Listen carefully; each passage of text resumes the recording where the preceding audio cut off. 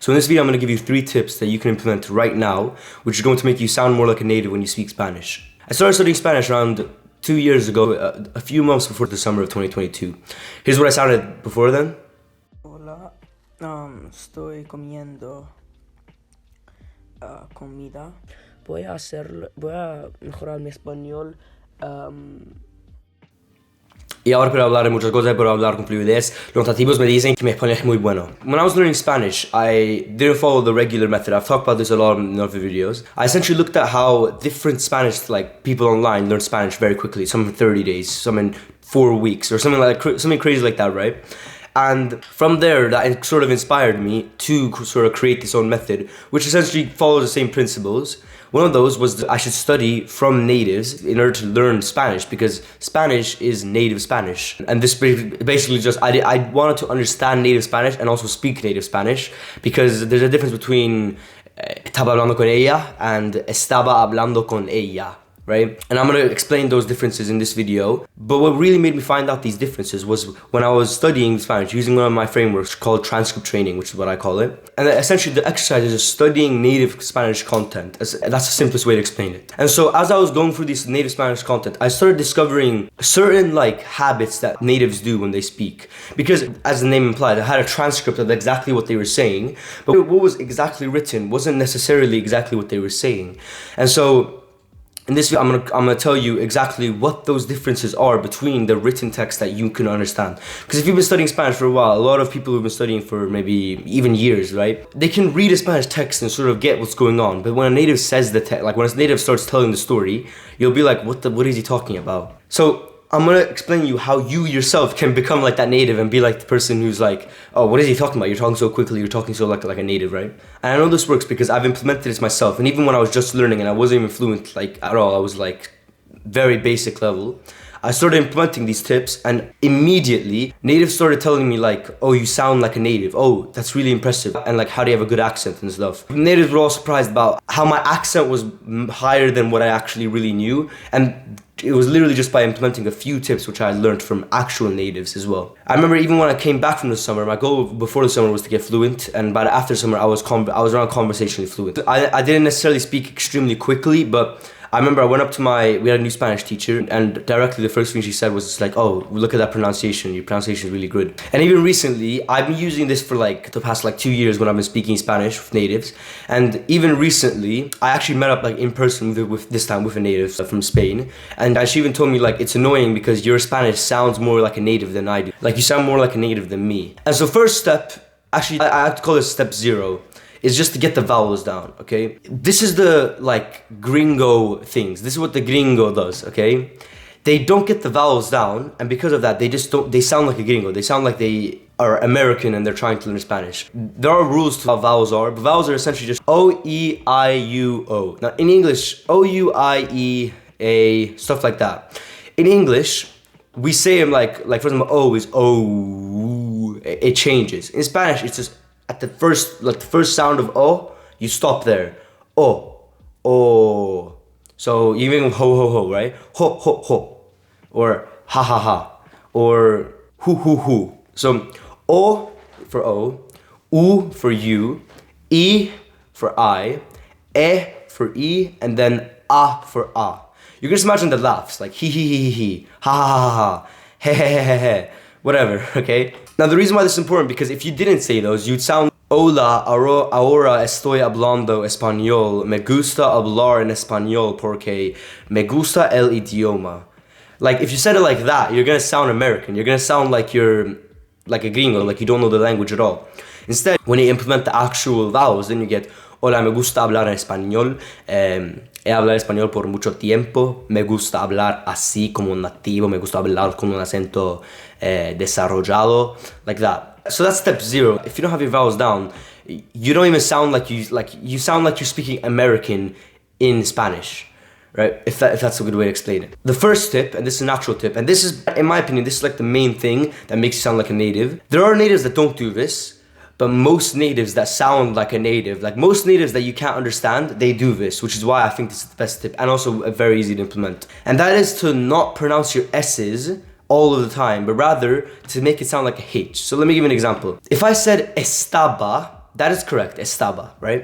But if I said estaba, not only is that understood, but it sounds more native. So I remember as I was studying in native Spanish, it's one of the first things that I picked up on. It was an Argentinian show. Out of all the shows that I could have picked, I picked an Argentinian show, right? In this Argentinian show, the amount of times they would drop the S's and they would like make it a H, it almost drilled into my brain like, okay, this is how Spanish sounds like, right? So, for example, the girl was saying, me esconde cosas, which means you're hiding things from me, or you hide things from me. What she really said was, me escondes cosas. Now, she didn't take away the S's from cosas because you need those S's to make it understandable. And even the last S from escondes, you probably do maybe need that, but in this context, it's not that important. So she says esconde. It's like a escondes. You gotta say escondes or esconde. Not to say that escondes is wrong, it's just that it just sounds more native. And so what I started doing was I started implementing this, and the issue that I had in the beginning was that it didn't sound natural because I was forcing it. But the more you go through it, the more you use it, the more native it's going to sound, because really what natives are trying to achieve, this is why I think all of these work well. The thing that natives are trying to achieve is just to speak faster, to get their point across in a faster way. That's what like characterizes a native compared to a non-native. Think about how we speak in English, right? You say, I'm finna go home, or I'm finna home, bruh. Like, like, you're technically saying, I am going to go home, brother. But you don't say all that, so you shorten it like a ton with slang in different, like, methods. You might not say finna, you probably say I'ma go home. Boom, I'ma go home, right? In that same way, in Spanish, they try to shorten things down. Now that is like a contraction, you can say. They also have that in Spanish. But what Spanish likes to do is that they try to shorten their words to make it as like dissimilar to the word itself, but still understandable. We also do this in English. Even people in English that speak very quickly, they'll like miss certain vowels. They'll speak in that way that like, it's like hard to understand them. Spanish does this a lot as well. So one tip, and the first tip, which is probably the most important, is just to drop the S's. I heard, for example, this girl said, acatoy. Acatoy. What she said was aquí estoy or acá estoy. Here I am, right? But even there, she even like slightly dropped the E. Or I remember we had a class trip to Sevilla, and there people were saying escúchame, which literally what they were saying was escúchame, but instead they said escúchame. They took away the S, and they even took away the E. So main takeaway is just this is something that you're going to develop when you actually look at natives, but mainly it happens in cases where you can do it and it still makes sense. Like you can't say coja, right? You have to say cosas, you have to pretty much. But you can say eta, or you can say you can literally say eke. Remember, it's for S, not C, so you can't say aher. You have to say aser, because it's a C in aser, or for Z.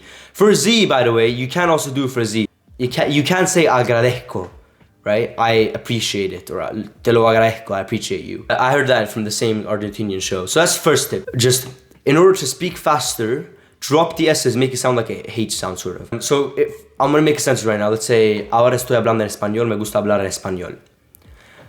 That's the first sentence. Ahora estoy hablando en español porque me gusta hablar en español. If I now implemented this first tip, it would be, ahora estoy hablando español porque me gusta hablar español.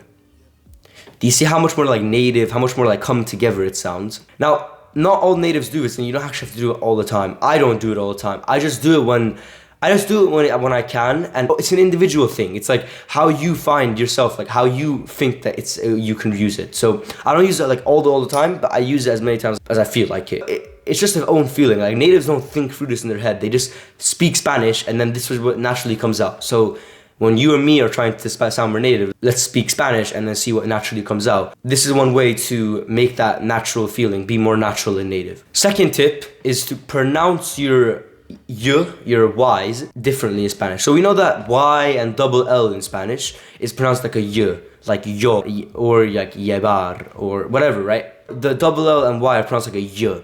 Now, in different accents in different parts of the Spanish-speaking world, they do different sounds for this Y. Now, there's three different ways. There's the Y, there's the J, and there's the sh.